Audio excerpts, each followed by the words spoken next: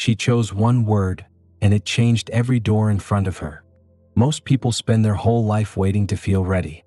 Florence Scovel Shinn never waited. She did not have the luxury of waiting. She had nothing left to wait with. She spent 15 years drawing other people's stories, children's books, illustrations for hire.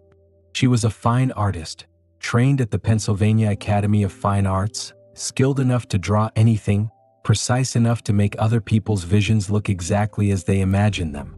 But the words on every page were never hers. The name on every cover belonged to someone else.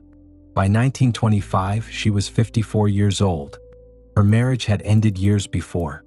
Her name had been erased from the social circles she once moved through. No publisher would touch her manuscript. She had no platform, no audience, no distributor, no one waiting for what she was about to say.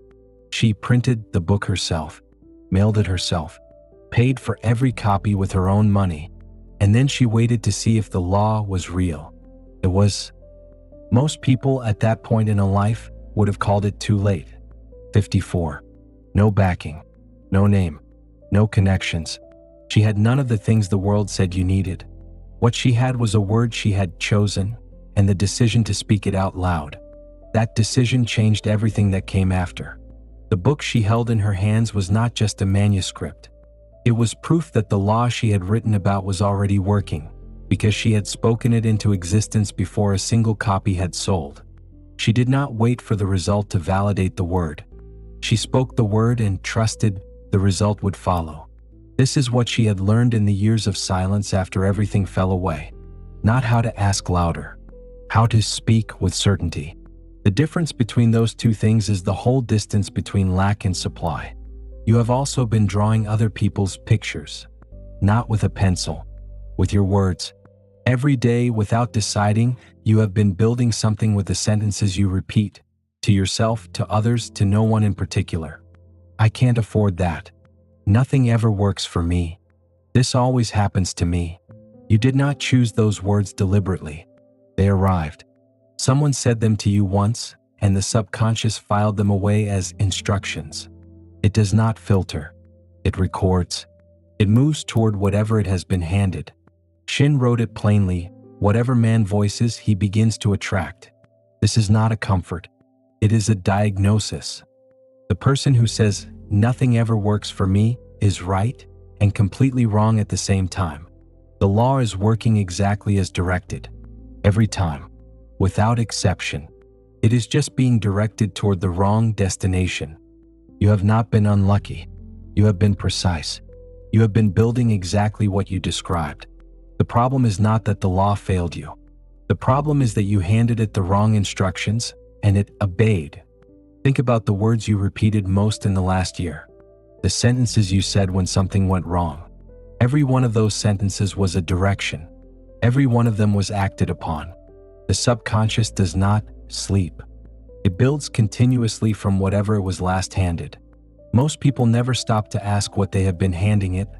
You have been building something. The only question is whether you chose what it is. The gap between where you are and where you want to be is not effort. It is not timing. It is not circumstance. It is the distance between the words you have been saying and the words you intend to say. That gap can be closed. It closes the moment you choose a different word. Now pay attention to how she closed it, because the method is simpler than you expect. Shinn discovered that the spoken word sets the law in motion. Not thinking, not hoping, not wishing quietly in the dark. The spoken word, said clearly, said with the weight of someone who already knows the answer. This is not mysticism. It is mechanics. She told a story about Easter. She had seen beautiful rose trees in the florist windows and wished for one. Not begged, not bargained.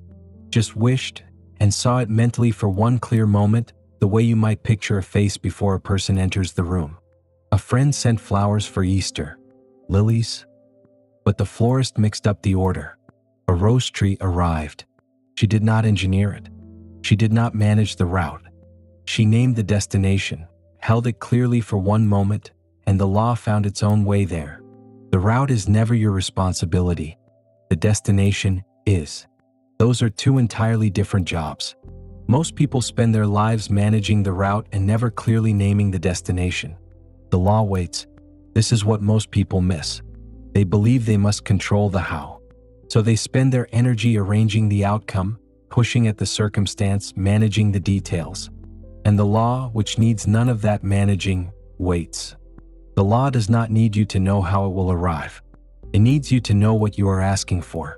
One sentence spoken with conviction outweighs 100 spoken in doubt. The difference is not volume. It is alignment. The person who speaks from the place of already having received does not sound like they are pleading. They sound like they are stating a fact that has not yet become visible. Shinn wrote that fear is faith turned upside down.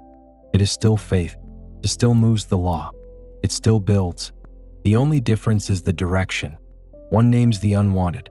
One names the wanted. The law moves toward whichever name it is given. You have been using this faculty your whole life. You have simply been pointing it the wrong way. Most people believe that changing their life requires changing their circumstances first. A different starting point, a different door opened to them. Shinn found the opposite. The circumstance follows the word. You do not wait for the situation to improve before you speak as if it has. You speak, and the situation moves to match. This feels impossible until you test it. Feels like pretending. But Shinn was precise about the distinction. You are not pretending the problem does not exist. You are naming the solution as if it is already in motion, because under the law, the moment you name it clearly, it is. Shinn's book sold hundreds of thousands of copies. No backing. No publisher. No connections. The people who read it handed it to someone else. Those people handed it to someone else. Across 3 continents to people she would never meet. The law she described in the book was the same law that carried the book. She did not manage that either. She had chosen the word. She had spoken it. And then the law moved. The word you choose today is already building tomorrow. It is building it right now while you read this. The subconscious is recording what you say after you put this down. It is recording what you say to yourself when something goes wrong tonight. It is recording the first sentence you speak tomorrow morning before you have decided what kind of day to have. You are not a passive receiver of what happens to you. You are the one who speaks first. You are always speaking first. The only question is whether you are doing it with intention. The person who understands this does not speak carelessly again. Not because they are afraid of getting it wrong, but because they know, clearly, finally, that the word they choose is the first material the law has to work with. Choose it. A book, hand-printed, sitting on an empty table. Nothing else. Just the words. Your word builds the world. Your word builds the world. Your word builds the world.